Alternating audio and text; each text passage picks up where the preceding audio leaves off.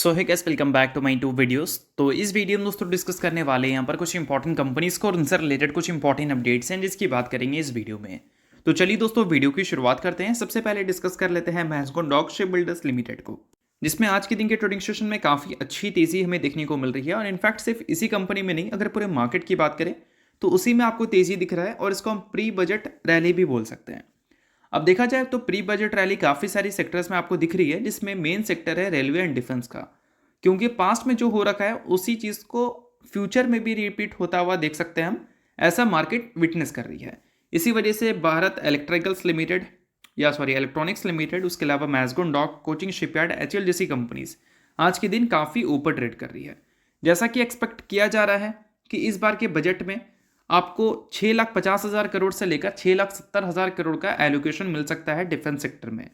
अब पिछले बार 6,21,000 करोड़ का नंबर था, अब 6,50,000 करोड़ तक ये नंबर जाता है डिफेंस सेक्टर के बजट का।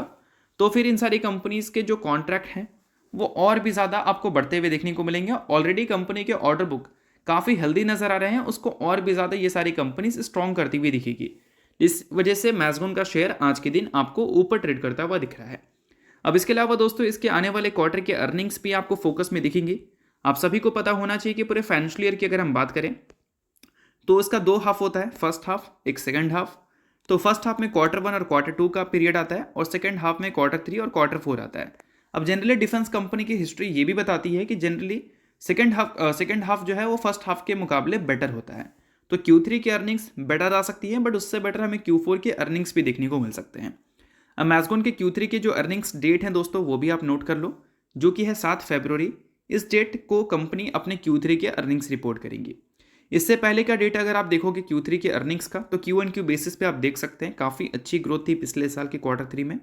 और उससे पहले की बात करें तो वहाँ पर भी Q1Q बेसिस पे ग्रोथ हमें अच्छी देखने को मिली थी। उससे पहले देखोगे तो वहाँ पर Q1Q बेसिस पे ग्रोथ हमें देखने को नहीं मिला था। बट पिछले 2 साल से जो Q1Q बेसिस पे Q3 में अच्छी ग्रोथ दिख रही है, वही इस बार भी मार्केट उम्मीद करेगी। और इस बार अगर वैसा कुछ होता है तो ईयर ऑन ईयर बेसिस पे ऑब्वियस सी बात है हमें 30-40% की ग्रोथ विटनेस करने को मिल सकता है। ये कोई गारंटी नहीं है, बट ऐसा हो सकता है। और आने वाले कल में जो एक्सपेक्टेशंस रिलीज होंगी वो भी कुछ आपको ऐसा ही देखने को मिलेगा। अब देखते हैं कि मार्केट में नंबर्स आने से पहले इन सारे स्टॉक्स में जो तेज़ी दिख रही है, वो तेज़ी के बाद इनके जो वैल्यूशंस आपको पंप होते हुए देखने को मिलेंगे, उस पंप वैल्यूशन को इसके आने वाले अर्निंग्स क्या मेंटेन कर पाती है या नहीं। अर्निंग्स तो चलो फिर भी थोड़ा सा दूर है, उससे पहले बजट से ही हमें पता चल जाएगा कि ये वैल्यूशन सस्टेन हो पाएगा या फिर नहीं हो पाएगा। क्योंकि डिफेंस स्टॉक्स ने ऑर्डर्स तो अच्छे ले रखे हैं और उसके बेसिस पे प्रॉफिट भी अच्छे ग्रो किए हैं, बट काफ़ी सारे ऑर्डर्स के डिले को लेकर भी न्यूज़ हमें सुनने को मिली है। और ये पॉइंट काफ़ी सारे न्यूज़ आर्टिकल्स भी आपको हाईलाइट करते हुए देखने को मिलेंगे। तो ये दोस्तों कुछ इंपॉर्टेंट चीज़ें थी डिफेंस सेक्टर से रिलेटेड या फिर मैस्गोन से रिलेटेड। और तेज़ी का रीज़न भी मैंने आपको समझा दिया और आने वाले अर्निंग्स के डेट्स क्या हैं वो भी मैंने आपको समझा दिया। तो चलिए डिस्कस करते हैं अगली कंपनी को, जिसका नाम है इरेडा, यानी कि Indian renewable energy development agency limited. तो अब दोस्तों वीडियो में आगे बढ़ने से पहले बात कर लेते हैं एक वेबिनार के बारे में, जो कि हमने अरेंज किया है आपके लिए। और ये वेबिनार आपके लिए काफ़ी ज़्यादा यूजफुल रहेगा, क्योंकि यहाँ पर काफ़ी कुछ आपको ऐसी चीज़ें सीखने को मिलेंगी जो कि इस बियर मार्केट में आपको पैसा बनाने में काफ़ी ज़्यादा हेल्प करेगा। और जब बुल मार्केट आएगा तो आपका पोर्टफोलियो सबसे ज़्यादा अच्छा होगा। अब इससे पहले भी हमने वेबिनार अरेंज किया था, 3 से 4 हज़ार लोग उसको अटेंड भी किए थे, काफ़ी अच्छा हमें फीडबैक भी मिला। बट प्रॉब्लम यह था कि उस टाइम जितने भी लोग क्वेश्चंस कर रहे थे वो इतने ज़्यादा बल्क में थे कि सभी का रिप्लाई दे पाना काफ़ी ज़्यादा हमें मुश्किल हो रहा था। तो इस वजह से हमने डिसाइड किया है कि इस बार उतने सारे लोगों को इस वेबिनार में हम ऐड नहीं करेंगे, जिनको ज़रूरत होगी उन्हीं को हम ऐड करेंगे। तो इसके लिए सबसे पहले आप डेट देख सकते हो। डेट हमने रखा है 8 फरवरी सैटरडे का। टाइम आप देख सकते हैं 9:30 PM टू 11:55 PM।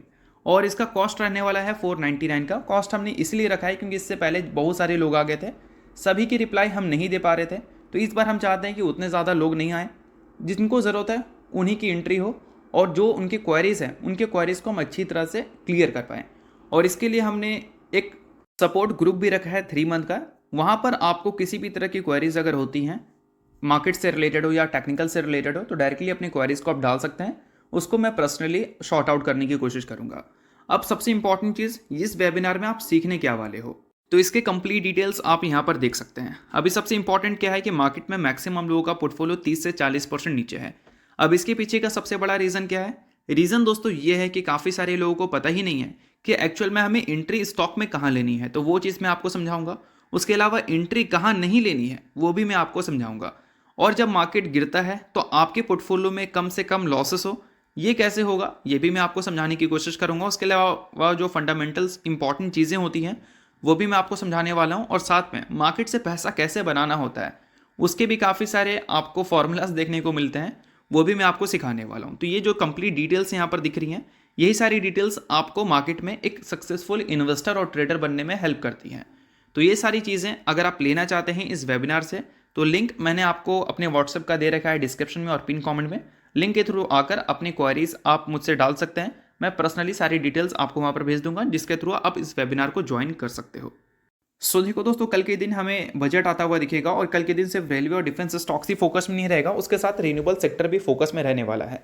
अब इरेडा की बात करें तो ये रिन्यूएबल सेक्टर में फाइनेंसिंग का काम करती है, यानी कि इसका भी एक काफ़ी बड़ा कॉन्ट्रीब्यूशन रहेगा रिन्यूएबल सेक्टर की ग्रोथ में।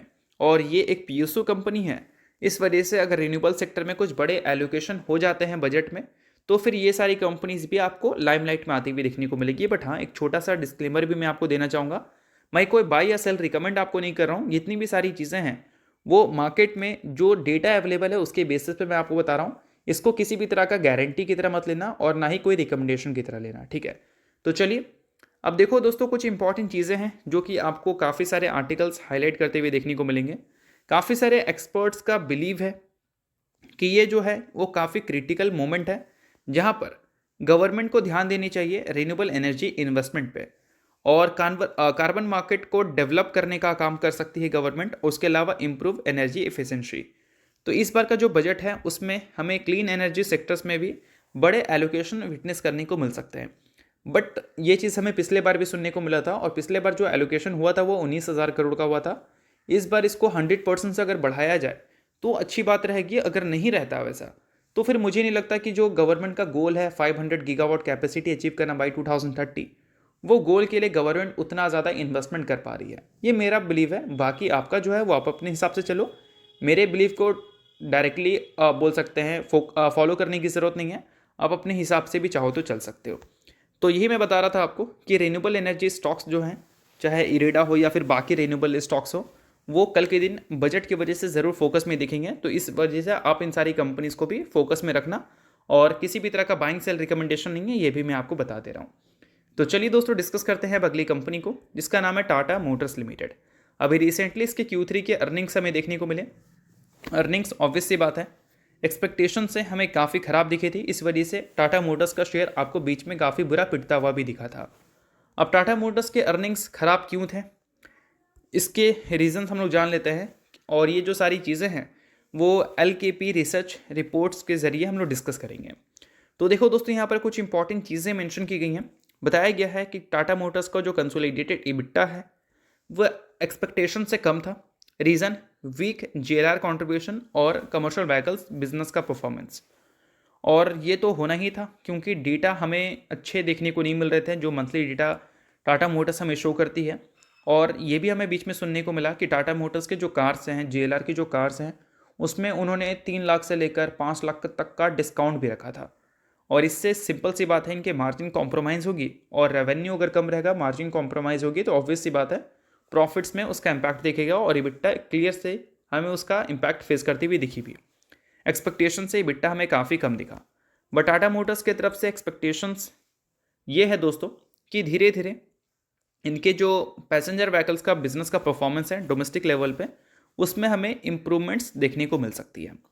अब डोमेस्टिक बिजनेस का अगर मान लो इम्प्रूवमेंट दिखता है तो चलो ठीक बात है, बट उससे ज़्यादा इम्प्रूवमेंट हम JLR में उम्मीद करेंगे। अब क्यों ऐसा, क्योंकि JLR काफ़ी बड़ा कंट्रीब्यूशन है टाटा मोटर्स के टोटल रेवेन्यू का। तो इस वजह से JLR का नंबर ज़्यादा ज़रूरी है as compared to domestic business. तो आप ये जो सेल रिपोर्ट्स देख रहे हैं LKP रिसर्च रिपोर्ट्स का रिसर्च का सॉरी, ये जो सारी चीज़ें हैं वो हाईलाइट की गई हैं, और ये सारी चीज़ों को आप ब्लाइंडली फॉलो करें ऐसा मैं बिल्कुल भी रिकमेंड नहीं करूँगा, क्योंकि ये सारी चीज़ें आपको ऑब्वियस सी बात है कि डेटा पब्लिश होने के बाद देखने को मिलते हैं, और कोई भी नंबर्स की बेसिस पे किसी भी स्टॉक को ब्लाइंडली फॉलो करना नहीं होता है। इनफैक्ट एक नंबर की बेसिस पे किसी स्टॉक को अच्छा बुरा बोलना भी गलत होता है, तो ये भी आप थोड़ा ध्यान रखना कि मैं टाटा मोटर्स को लेकर कोई रिकमेंड नहीं कर रहा हूँ कि आप ये करो या वो करो, बट जो इंपॉर्टेंट चीज़ें थी वो मैंने आपको बताने की कोशिश की है। और दोस्तों यहाँ पर ये भी मेंशन किया गया है कि डोमेस्टिक कमर्शियल व्हीकल्स का जो इंडस्ट्री है वो ऊपर जा सकता है FY26 से, ये भी ये सेल रिपोर्ट्स आपको दिखा रही हैं। और Q4 जो है वो एक्सपेक्टेड थोड़ा सा बोल सकते हैं फ्लैट ही से देखने को मिल सकता है ग्रोथ के मामले में, ये भी यहाँ पर आपको देखने को मिल जाएंगे। और पैसेंजर व्हीकल सेगमेंट्स का जो कमबैक आपको देखने को मिलेगा वो आने वाले कुछ न्यू लॉन्चेस जो होंगे कार्गोस का, उससे हमें देखने को मिल सकती है। तो ये सारी कुछ चीज़ें थी जो कि यहाँ पर हाईलाइट की गई हैं, आप इसको नोट कर सकते हैं। तो चलिए अब डिस्कस करते हैं अगली कंपनी को, जिसका नाम है JBM ऑटो लिमिटेड। आज के दिन 1:2 के रेशो में स्टॉक्स एडजस्टमेंट हुआ है इस कंपनी के शेयर में। अब देखो दोस्तों, रिसेंटली 1:2 के रेशो में स्टॉक स्प्लिट का इसने अनाउंसमेंट किया था, जिसका एडजस्टमेंट आज के दिन हमें इस स्टॉक में देखने को मिली है। सो अगर आप इस कंपनी के शेयर होल्डर हैं तो बेशक आपके लिए बड़ी अपडेट है। शेयर होल्डर नहीं है तो कोई खुश होने की ज़रूरत नहीं है, क्योंकि न्यूज़ थी इस वजह से मैंने बता दिया, कोई भी तरह का बाइंग सेल रिकमेंडेशन नहीं है। तो चलिए दोस्तों, ये वीडियो यहीं तक था। होप करता हूँ वीडियो आपको अच्छा लगा होगा। लाइक कीजिए, पहले बार सब्सक्राइब कीजिए। वीडियो के लिए बहुत बहुत शुक्रिया।